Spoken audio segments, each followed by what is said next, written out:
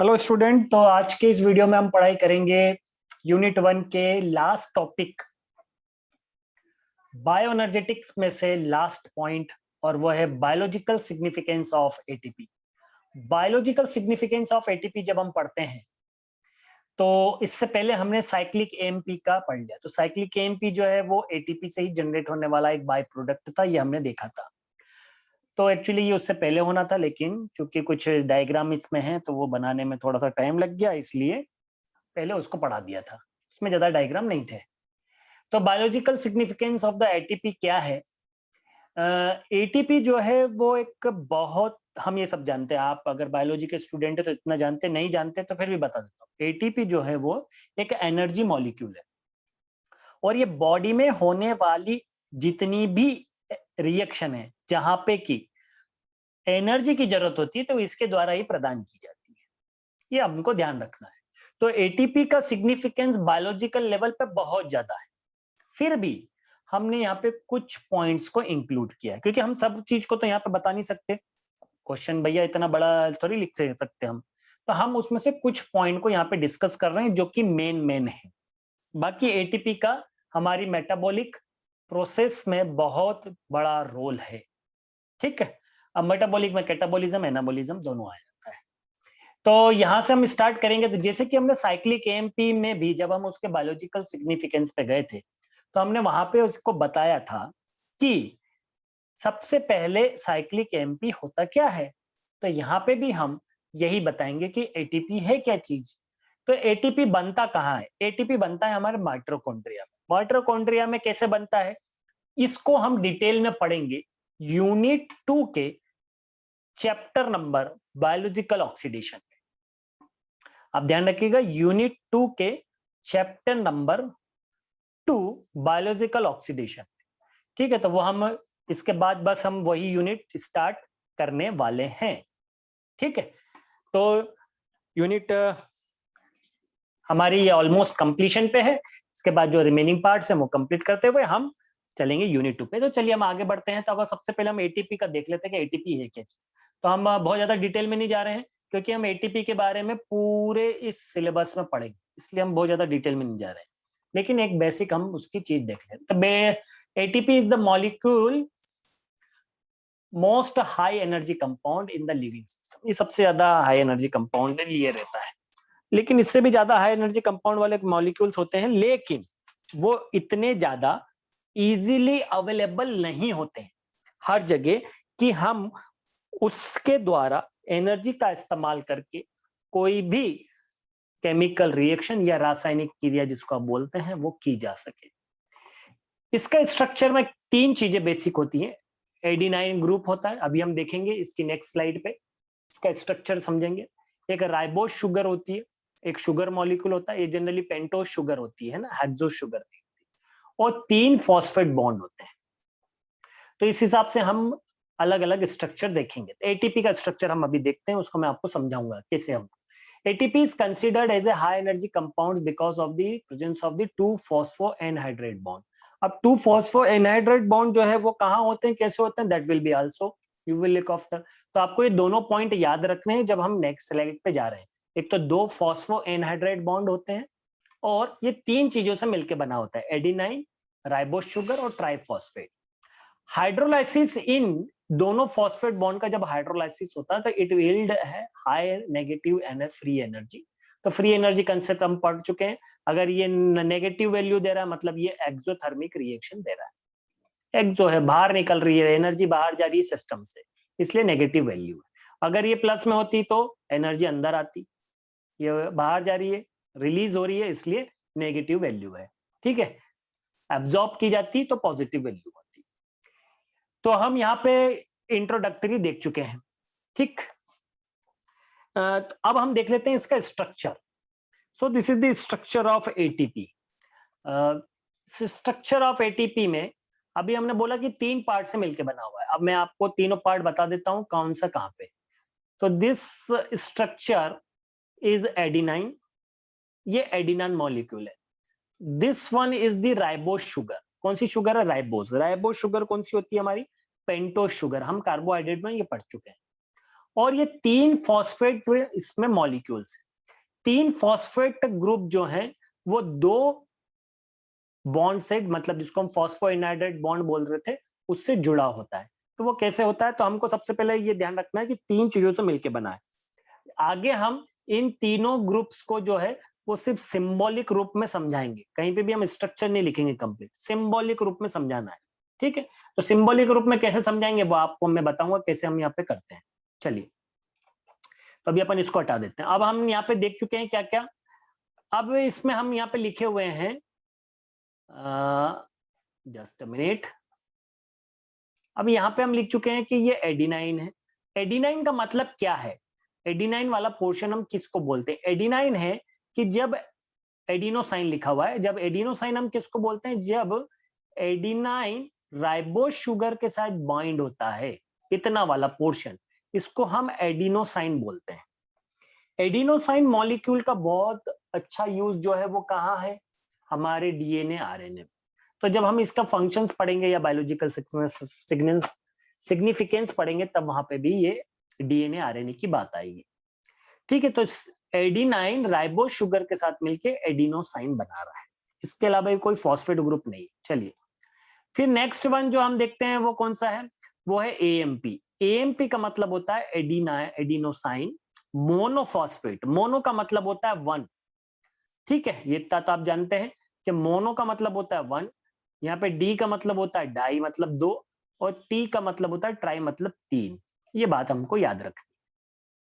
चलिए, तो अब इसको जब हम पढ़ते हैं तो अब एडिनाइन मोनोफॉस्फेट कौन सा है? तो मोनोफॉस्फेट का मतलब ये कि एक फॉस्फेट ग्रुप जुड़ेगा इसमें, मतलब ये यहां तक का। ये देखिए मैंने ये कलर वाइज बता रखा है। इतना जो मॉलिक्यूल का स्ट्रक्चर आप बनाएंगे तो ये क्या बनाएगा? AMP, adenosine monophosphate. ठीक है, एडिनोसाइन कैसे बना? एडिनाइन और राइबोस शुगर से मिलके बना। फिर जब इसमें एक और फॉस्फेट ग्रुप जुड़ जाएगा, ये वाला, तो ये डाइफॉस्फेट। फिर एक और जुड़ जाएगा तो ये ट्राइफॉस्फेट। तो जैसे जैसे फॉस्फेट ग्रुप जुड़ता जाएगा वैसे वैसे हम इसका नाम देते चलेंगे। तो अभी हमने पढ़ा था कि phospho anhydride, 2 phospho anhydride bond होते हैं, तो वो ये ऑक्सीजन और ये फॉस्फेट ग्रुप के बीच में है। जब फॉस्फेट ग्रुप इस शुगर से जुड़ता है तो उसे हम फॉस्फो एस्टर बॉन्ड बोलते हैं। ठीक है, अब देखिएगा तीनों में अंतर है ना। यह फॉस्फेट ग्रुप जब इस शुगर से जुड़ रहा है और जिस बॉन्ड से जुड़ रहा है उसे हम फॉस्फोएस्टर बॉन्ड बोलते हैं। और फॉस्फेट ग्रुप जब आपस में जुड़े हुए हैं, 3 है तो वो 2 से जुड़ जाएंगे। ठीक है, जैसे हम यहाँ पे 1, 2 और 3 है, तो इनके बीच में बॉन्ड कितना होगा? 1 और 2। ठीक है, तो 2 हमारे फॉस्फो एनहाइड्राइड बॉन्ड्स। इन बॉन्ड्स के बारे में हम पढ़ चुके हैं हाई एनर्जी मॉलिक्यूल्स के बारे में जब हमने पढ़ा था। फॉस्फो एनहाइड्राइड फॉस्फोएस्टर्स ग्रुप जो होते हैं उसके बारे में हम पढ़ चुके हैं। तो यहाँ पे हमने एटीपी का स्ट्रक्चर देख लिया कि ये कैसे बना होता है, इसमें किस तरह के बॉन्ड होते हैं, एएमपी, एडीपी और एटीपी में क्या डिफरेंशिएशन है, एडिनोसाइन किसको बोलते हैं, ये हम इस स्ट्रक्चर से समझ चुके हैं। अब हम आगे आ जाते हैं इसके फंक्शन पे, जो हमारा मेन चीज है। तो फंक्शन ऑफ द एटीपी, या आप इसको ऐसा लिख सकते हैं significance, biological significance of ATP. तो बायोलॉजिकल सिग्निफिकेंस ऑफ एटीपी में हम अगर पॉइंट लेते हैं तो ये एज ए एनर्जी सोर्स है, ये हम सब जानते हैं, हाई एनर्जी कंपोनेंट है। It is used in metabolism, very good. Movement, it means the muscles contraction में यूज होता है। एक्टिव ट्रांसपोर्ट मैकेनिज्म में यूज होता है।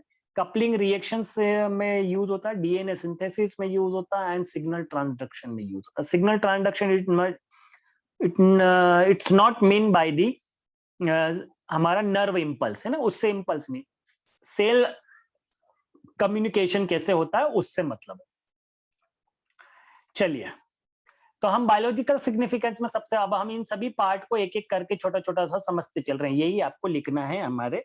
तो आप नोट्स जो है वो मैं अलग से कोई प्रोवाइड नहीं कराता हूं, आप इसी पीपीटी को जो है वो नोट डाउन करते चलिए, यही आपके नोट्स बनते चले। तो biological significance of ATP, content wise आपको यहाँ पे कोई भी कमी नहीं मिलेगी, पूरा का पूरा कंटेंट डालता हूँ मैं, इसी को कॉपी पेस्ट करके आपको पीडीएफ बना के दे दूंगा, कोई मतलब नहीं है।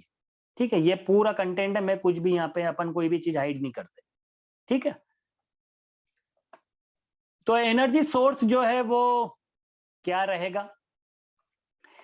एनर्जी सोर्स के रूप में अगर हम इसका बायोलॉजी करें तो ATP is the main carrier of energy. क्यों इसमें मेन कैरियर ऑफ एनर्जी है? क्योंकि ये हाइड्रोलाइसिस होने पे एक हाई अमाउंट ऑफ एनर्जी को क्या करता है? रिलीज करता है, ठीक है, 1 फॉस्फेट ग्रुप के रिमूवल पे। क्योंकि ये डेल जी वैल्यू माइनस है, इसलिए मतलब ये एक्सोथर्मिक है, मतलब रिलीजिंग ऑफ एनर्जी। तो ये हम पढ़ चुके हैं, एनर्जी का यूटिलाइजेशन हम पढ़ चुके हैं, हम इसका ज्यादा डिटेल में नहीं जा रहे। ADP is also converted back into the ATP, ठीक है, अगर हम उसको उतनी एनर्जी वापस दे देंगे तो एडीपी जो है वो वापस से एटीपी में कन्वर्ट हो सकता है। तो ये भी एक एनर्जी का फॉर्म है कि वो एनर्जी सोर्स के रूप में यूज होता है, कभी लेने में कभी देने में, तो ज्यादातर देने में, है ना। तो यहाँ पे हमने ये इसी हाइड्रोलाइसिस को समझाया है कि एडीपी और एटीपी जो है वो कैसे आपस में एक्सचेंज होते हैं। तो ये एटीपी जो है वो अनहाइड्रोलाइसिस होगा, तो वो एक एक्सोथर्मिक रिएक्शन देगा, मतलब एनर्जी का रिलीज होगी, एनर्जी रिलीज होगी तो एडीपी बनेगा और फॉस्फेट आयन का रिलीजेशन हो जाएगा। तो ये हमने सिंबॉलिक फॉर्म बनाया है, ये एडिनोसाइन है, ये राइबोस शुगर है, ये टीन फॉस्फेट, ऐसे ही आपको बनाना है अगर आपको स्ट्रक्चर याद नहीं रखना है तो। सिंबॉलिक स्ट्रक्चर हमने बना रखा है, रिंग का हमने आउटर बाउंड्री बना रखी है ना। तो एडिनोसाइन ट्राइफॉस्फेट है, ये जब रिलीज डिग्रेड होगा तो ये एडिनोसाइन डाइफॉस्फेट में कन्वर्ट हो जाएगा। सिमिलरली डिहाइड्रेशन होगा, मतलब कि वापस से वो एंडरगोनिक रिएक्शन देगा, तो एडिनोसाइन डाइफॉस्फेट जो है वो काय में कन्वर्ट हो जाएगा? एडिनोसाइन ट्राइफॉस्फेट में, मतलब कि एडीपी जो है वो एटीपी में कन्वर्ट हो जाएगा। लाइक दैट ऐसी प्रोसेस चलती रहती है, ठीक है।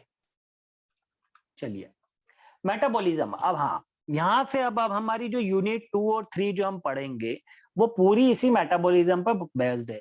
उसमें हम 50 बार पढ़ेंगे एटीपी। जैसे कि ग्लाइकोलाइसिस की पहली रिएक्शन ही जो है ग्लूकोज जो है ग्लूकोज 6 फॉस्फेट में कन्वर्ट होता है with the help of the hexokinase enzyme. इस ग्लूकोज को ग्लूकोज 6 फॉस्फेट में कन्वर्ट करने के लिए हमको एटीपी की जरूरत होती है। तो दिस इज द सिग्निफिकेंस, आप यहाँ पे लिख सकते हैं वही चीज। तो यहाँ पे मैंने है ना उनको डिटेल आउट नहीं किया है हर पॉइंट को। क्यों नहीं किया है? क्योंकि जब आप सिलेबस में पढ़ेंगे तो आपको ऑलरेडी इन सब चीजों के पॉइंट्स जो हैं वो क्लियर हो जाएंगे और आपको वापस से कोई अलग से याद रखने की जरूरत नहीं पड़ेगी। तो मेटाबॉलिज्म में for the activation of the many metabolic process ATP is required, जैसा कि आपको मैंने एक एग्जांपल बताया। This system is in aerobic, aerobic मतलब होता है ऑक्सीजन की, अनएरोबिक मतलब कि ऑक्सीजन की एब्सेंस में, है ना।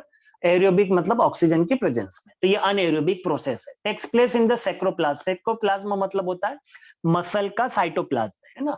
यहाँ पे मैंने लिखा sarcoplasm is the cytoplasm of the myocytes. Myocytes क्या होता है? मसल फाइबर्स और मसल सेल्स को हम बोलते हैं।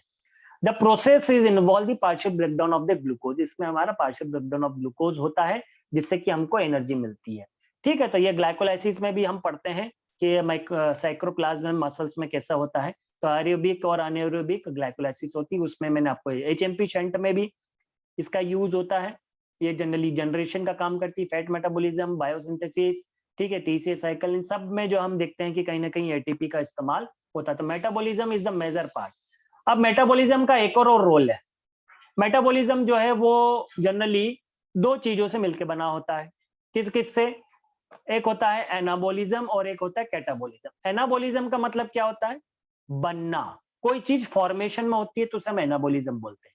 कैटाबॉलिज्म का मतलब क्या होता है? टूटना, ठीक है। तो ग्लूकोज अगर एनर्जी दे रहा है तो वो कैटाबॉलिज्म रिएक्शन है, लेकिन ग्लूकोज से ग्लाइकोजन जो बन रहा है वो एक एनाबॉलिज्म है, कुछ बन रहा है, टूट नहीं रहा। तो कैटाबॉलिज्म जनरली जो होती है वो एक्सोथर्मिक रिएक्शन होती है और एनाबॉलिज्म रिएक्शन जो होती है वो जनरली एंडरगोनिक रिएक्शन होती है। एंडरगोनिक एक्सोथर्मिक रिएक्शन को बोले। Catabolism energy gives the energy in the form of ATP. Anabolic reaction utilise this energy, ठीक है, through the hydrolysis of ATP.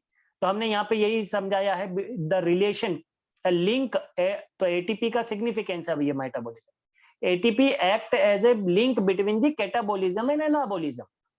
ATP जो है वो मेटाबॉलिक प्रोसेस जो दो हो रही हैं, ये मेटाबॉलिज्म जो है वो दोनों का मिक्स, हम इन दोनों को मिला के ही मेटाबॉलिज्म बोलते हैं ना। कैटाबॉलिज्म और एनाबॉलिज्म को मिला के हम मेटाबॉलिज्म बोलते हैं।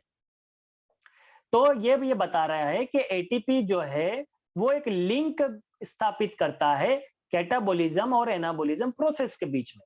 इसमें होता क्या है कि कोई चीज जब डिग्रेड होती है, मेटाबॉलिक प्रोडक्ट बनता है, तो वो एनर्जी को रिलीज करता है। इस एनर्जी का यूज किया जाता है किसके द्वारा भैया? इस एनर्जी का यूज किया जाता है एडीपी के द्वारा, और एडीपी कन्वर्ट हो जाता था काय में? एटीपी में। ये जो एटीपी बन रही है तो जैसे कि हम यहाँ पे मान लीजिए ग्लूकोज है, ये ग्लूकोज ले लेते हैं। ग्लूकोज जो है वो क्या हो जाएगा, वो ग्लूकोज के बाय प्रोडक्ट में मतलब कि वाटर और कार्बन डाइऑक्साइड में कन्वर्ट हो जाएगा। By it is generating the ATP, है ना, ये हम पढ़ते हैं। अब इस एटीपी का यूटिलाइजेशन जो है बहुत सारी एनाबॉलिक प्रोसेस में होगा, मतलब कि बायोसिंथेटिक प्रोसेस में होगा। तो ये एनर्जी यील्डिंग होगी। तो जो एनर्जी देता है वो मतलब इसने कैटाबोलिज्म रिएक्शन ने हमको क्या दी, एनर्जी दी एटीपी के फॉर्म में, तो ये एक्सोथर्मिक रिएक्शन हो बोल रहे हैं हम इसको। और एनाबोलिज्म इसको यूज कर रहा है मतलब एब्जॉर्ब कर रहा है, तो प्लस वैल्यू हो जाएगी एटीपी की, ठीक है, प्लस जा रहा है इसमें से माइनस हो रहा है, तो इसलिए इसको हम क्या बोलते हैं, endergonic reaction, they are utilising the ATP.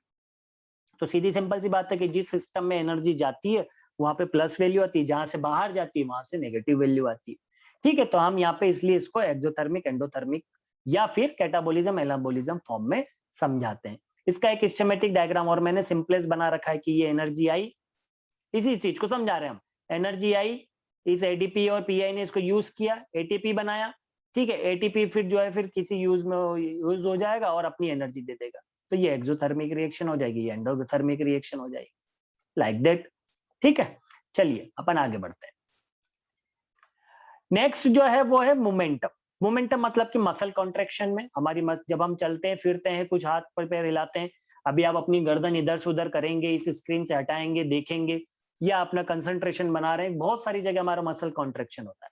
तो मसल कॉन्ट्रेक्शन में इसका यूज होता है। मसल कॉन्ट्रेक्शन में कैसे यूज होता है, ATP is the critical for the contraction of muscle, is bind to the myosin, किससे बाइंड हो रहा है, myosin, and provide the energy to facilitate its binding to the actin. Myosin को वो बाइंड होता है और उसके कारण वो क्या करता है, एक एनर्जी प्रोवाइड करता है, जिसके कारण मायोसिन जो है वो किससे बाइंड हो पाता है, एक्टिन से बाइंड हो पाता है, to form a cross bridge between the myosin and actin filament, जिसके कारण एक क्रॉस ब्रिज जो है वो बन पाता है। Thereby the releasing the myosin for the next contraction, इसके कारण वो एक नेक्स्ट कॉन्ट्रेक्शन दे पाता है। तो इस डायग्राम से ये यहाँ पे आपको समझाया हुआ है इस पूरी प्रोसेस को, ठीक है। ये इसको आपको डिटेल आउट करने की जरूरत नहीं है, ठीक है, आप सिर्फ डायग्राम से समझा सकते हैं, ठीक है। चूंकि अब यहाँ पे ये मसल फाइबर है जहां से आप देख रहे हैं, ठीक है, ये सोर्स मैंने यहाँ पे इसका मेंशन किया हुआ है कि हमने ये कहाँ से ले रखा है। आप चाहें तो इसको सोर्स को आप साइंस डायरेक्ट करके एक वेबसाइट है, वहां से जाके आप इसे देख सकते हैं, वहां के एक सोर्स से मैंने ये डायग्राम लिया है, ठीक है। तो ये जनरली मसल कॉन्ट्रेक्शन, तो जनरली आपने पढ़ा होगा एक्टिन और मायोसिन जो फिलामेंट्स होते हैं उन दोनों के ब्रिज कॉम्प्रेक्शन को करने के लिए ये क्या करता है, यूज होता है। तो एक्टिवेशन ऑफ मायोसिन के लिए हमको एटीपी की जरूरत होती है, दैट विल बी, अगर एटीपी नहीं होगा तो हमारा मसल कॉन्ट्रेक्शन नहीं हो पाएगा, ठीक है। जैसे हम थक जाते हैं ना दौड़ दौड़ के, अब तो पैर ही नहीं उठ रहा भैया, ठीक है, अब तो हाथ ही नहीं उठ रहा, आज तो इतना काम कर लिया कि यहाँ की मसल दुख रही है। तो ऐसा क्यों हो रहा भैया कि मसल कॉन्ट्रेक्शन रिलैक्सेशन इतना ज्यादा हो गया, उसकी कैपेसिटी से ज्यादा हो गया, उसकी एबिलिटी नहीं है, धीरे धीरे आप उसको घटा बढ़ा सकते हैं, ये हमारी मसल्स की नेचर होता है।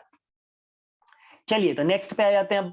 अब हमारी नेक्स्ट क्या है, और वो है क्या, एक्टिव ट्रांसपोर्ट में। भैया एक्टिव ट्रांसपोर्ट, तो एक्टिव मतलब कि जो बहुत एक्टिव होता है, एक्टिव का मतलब होता है जैसे हम बोलते हैं यार ये बंदा बहुत एक्टिव है, एक्टिव है मतलब उसमें एनर्जी लेवल ज्यादा है। सिमिलरली ट्रांसपोर्ट मतलब कि across the cell membrane, cell के अंदर या बाहर से अंदर आने जाने के लिए, दोनों ही प्रोसेस में जब आप सेल जो है वो एटीपी का रोल लेने लग जाए तो उसे हम एक्टिव ट्रांसपोर्ट बोलते हैं। तो यहाँ पे आपको डायग्राम में दोनों चीज बताई हुई है, पैसिव ट्रांसपोर्ट है या एक्टिव ट्रांसपोर्ट है। Passive transport, active transport, passive में हमको किसी भी तरह की एनर्जी की जरूरत नहीं पड़ती, ये कंसंट्रेशन ग्रेडियंट होता है। कंसंट्रेशन ग्रेडियंट मतलब इस तरफ ये 2-3 मॉलिक्यूल है, इधर एक ही मॉलिक्यूल है, तो मॉलिक्यूल ज्यादा कंसंट्रेशन से कम की तरफ आ जाएंगे, ठीक है। और एक्टिव ट्रांसपोर्ट में क्या होता है कि ये जो ट्रांसपोर्टेशन होगा ये जब होगा जब यहाँ पे एनर्जी एक्सपेंडिचर होगा, मतलब जब एनर्जी खर्च होगी तभी ये गेट खुलेंगे भाई साहब, और तभी ये अंदर आ पाएंगे। तो ATP play role in the transportation of macromolecule such as the protein, lipid into and outside the cell, cell के अंदर और बाहर जाने के लिए ये transportation. Hydrolysis of ATP provide the energy for the active transport mechanism to carry such molecule in the cell like the endocytosis while the transport of out the cell. अगर अंदर आना है तो उसे हम एंडोसाइटोसिस बोलते हैं, और बाहर जाना है तो हम उसे एक्सोसाइटोसिस बोलते हैं, ठीक है, सेल के। अभी आप कहाँ पढ़ेंगे, ये आप आने वाले सेमेस्टर्स में पढ़ेंगे।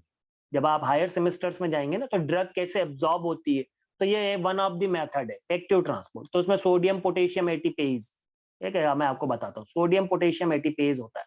तो वो सोडियम और पोटेशियम एक चैनल होता है, और वो एटीपी की प्रेजेंस में जो खुलता बंद होता है, जिससे कि ड्रग्स और आयंस जो है अंदर बाहर होते रहते हैं, और इसके कारण सेल हमारा रिस्पॉन्स देती है, और सेल रिस्पॉन्स देती है मतलब ड्रग रिस्पॉन्स देती है। तो ये एक्टिव ट्रांसपोर्ट है। एक्टिव का मतलब आप हमेशा ध्यान रखिएगा कि वहां पे एनएटीपी यूज हो रहा है। पेसिव का मतलब ये ध्यान रखिएगा वहां पे कोई भी एनर्जी नहीं इन्वॉल्व हो रही है, वहां पे सिर्फ कंसंट्रेशन के बेसिस पे हो रहा है। चलिए नेक्स्ट हम इसका बायोलॉजिकल सिग्निफिकेंस देखते हैं, that is coupling reaction provide करना। कपलिंग रिएक्शन का मतलब होता है कपल, मतलब दो भैया आपस में जुड़ रही है, समझ में आ रहा है। तो यहाँ पे फिर से हम दो कपलिंग रिएक्शन किसका कर रहे हैं, हम यहाँ पे एक्सर्गोनिक रिएक्शन और एंडरगोनिक रिएक्शन की कपलिंग कर रहे हैं।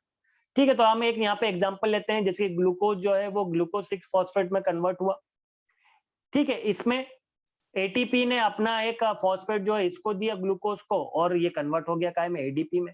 तो एटीपी अपना एक फॉस्फेट देगा ग्लूकोज को और कन्वर्ट हो जाएगा एडीपी में। और जब ग्लूकोज अपना एक फॉस्फेट लेगा तो वो ग्लूकोज 6 फॉस्फेट में कन्वर्ट हो जाएगा। ये पहली रिएक्शन है ग्लाइकोलाइसिस के, ये मैंने आपको भी बताई। तो एक्चुअली ये जो रिएक्शन हम लिखते हैं, ये कपलिंग है दो रिएक्शन का। दो रिएक्शन का कैसे, कि एटीपी हाइड्रोलाइसिस हो रहा है और वो क्या दे रहा है, एडीपी दे रहा है और इनऑर्गेनिक फॉस्फेट दे रहा है। ये इनऑर्गेनिक फॉस्फेट जो है वो ग्लूकोज यूज कर रहा है, और ग्लूकोज के साथ ये बाइंड होकर क्या बना रहा है, ग्लूकोज 6 फॉस्फेट बना रहा है प्लस वाटर। तो ये दो रिएक्शन की हम कपलिंग रिएक्शन लिखते हैं। तो ATP is play a role in between the coupling reaction. दो रिएक्शन को कपल करने के लिए भी हमारी बायोलॉजिकल बहुत सारी रिएक्शन ऐसी होती है, नंबर ऑफ। ठीक है, जिसमें कि हम यहाँ पे हम कुछ पढ़ते हैं कुछ नहीं पढ़ते, हमारे सिलेबस में जो वो हम पढ़ते हैं, जो नहीं है वो हम नहीं पढ़ते। तो बहुत सारी ऐसी रिएक्शंस होती हैं जिनको हम इस कपलिंग रिएक्शन के, तो कपलिंग रिएक्शन में इसका रोल होता है। नेक्स्ट वन जो है वो है डीएनए सिंथेसिस में। अब द न्यूक्लियोबेसिस एडेनाइन, अब हमने अभी एडेनाइन स्ट्रक्चर पढ़ा था, ठीक है, is a part of adenosine. Adenosine मतलब कि adenine plus sugar is a molecule that form the ATP that is formed from the ATP. Adenosine जो है वो हम एटीपी से बना सकते हैं, ठीक है, and put directly into the RNA and DNA. तो डीएनए और आरएनए में हम उसका यूज कर सकते हैं। Similarly other nucleobases like the cytosine, guanine, uracil, जो है हम सीटीडी मतलब कि cytidine triphosphate diphosphate, guanine triphosphate, uridine triphosphate, इससे हम उनका फॉर्मेशन कर सकते हैं। तो यहाँ पे मैंने बताया है कि एटीपी जब होगा तो वो सबसे पहले एक इनऑर्गेनिक आयन देगा और कन्वर्ट हो जाएगा काय में, डाइफॉस्फेट में। डाइफॉस्फेट एक फिर से इन फॉस्फेट ग्रुप रिलीज करेगा तो वो हो जाएगा मोनोफॉस्फेट, और मोनोफॉस्फेट फिर से एक फॉस्फेट आयन देगा और कन्वर्ट हो जाएगा काय में, एडिनोसाइन, लाइक दैट। तो एडिनोसाइन जो है वो किस में काम आता है, हमारे डीएनए आरएनए की सिंथेसिस में काम आता है, यही बताया गया है। तो ये adenosine is also found in the DNA incorporation with the similar with very similar to the except the ATP is converted into the deoxyadeno. अब डीएनए में क्या हो जाता है, वो शुगर जो हमने अभी 5 मेंबर लिखी थी ना स्ट्रक्चर में, वो डीऑक्सी हो जाती है नॉर्मल की। अभी डीऑक्सी का तो आप सुन भी रहे होंगे, कोरोना की दवाई आई, ठीक है, जिसमें डीऑक्सी ग्लूकोज यूज हो रहा है। चलिए, becoming a part of the DNA strain, ठीक है, तो वो डीएनए स्ट्रेन का फिर पार्ट बनता है। तो दीज आर दी प्रोसेस।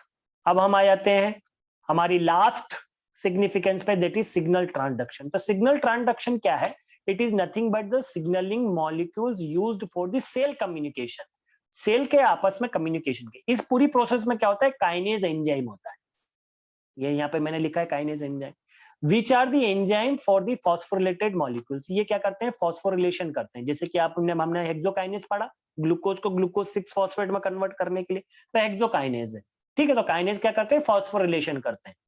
तो यहाँ पे इसने क्या किया, एटीपी का यूज किया फॉस्फेट के लिए, और kinase are the important for the signal transduction which is the however physical and chemical is transmitted from the receptor of the outside to the inside of the cell।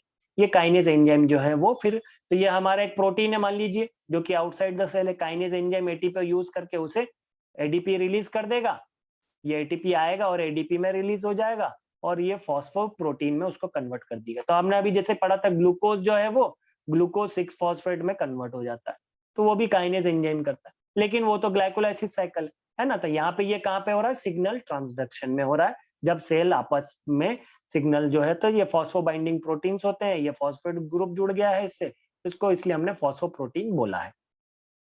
इसके कारण cell जो है आपस में communicate कर पाती हैं और लाइक दैट। ठीक है, तो these are the different types of the biological significance of the ATP. आपको इसमें इतना समझा देना है, that will be sufficient. Notes के लिए आप इसी को यूज कर सकते हैं, कोई क्वेश्चन हो तो आप कमेंट सेक्शन में पूछिए। ठीक है, आप इसी को नोट डाउन कर लीजिए, that will B A notes. ठीक, हम अगले वीडियो में फिर मिलेंगे एक नए टॉपिक के साथ और पढ़ेंगे हम आगे की बायोकेमिस्ट्री। जब तक के लिए अपना ध्यान रखिए। Thank you.